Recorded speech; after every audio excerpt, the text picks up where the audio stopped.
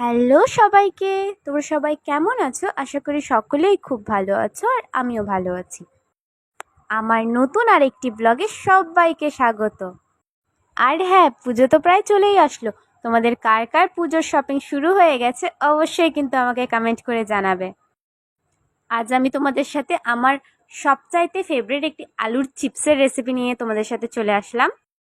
তোমাদের কাদের কাদের বাড়িতে এভাবেই ঠিক চিপস বানানো হয় অবশ্যই কিন্তু আমাকে কমেন্ট করে জানাবে। আমি আলুগুলো সুন্দর করে গোল গোল করে কেটে নিয়েছি।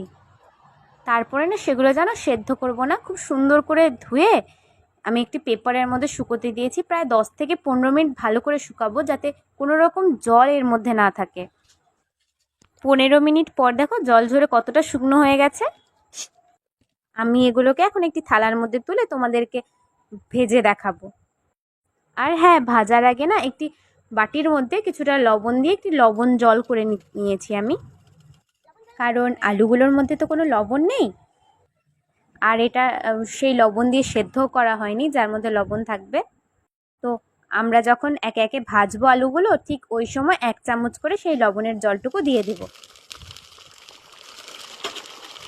প্রথম প্রথম কিন্তু 1-2 বার প্রচুর ছেটাছেটি করবে, কারণ তেলের মধ্যে জল দিলে তো একটু বুড়বুড়ি কাটবেই। আমি কিন্তু সেম প্রসেসে সবগুলো ভেজে নিয়েছি। আর ঠিক এভাবে করলে এই আলুগুলো নরম হয়ে যায় না, একটু ক্রিস্পি ক্রিস্পি থাকে। তো আমার ছেলেকে আমি খেতে দিয়ে দিলাম। সবাইকে টাটা, ভালো থেকো।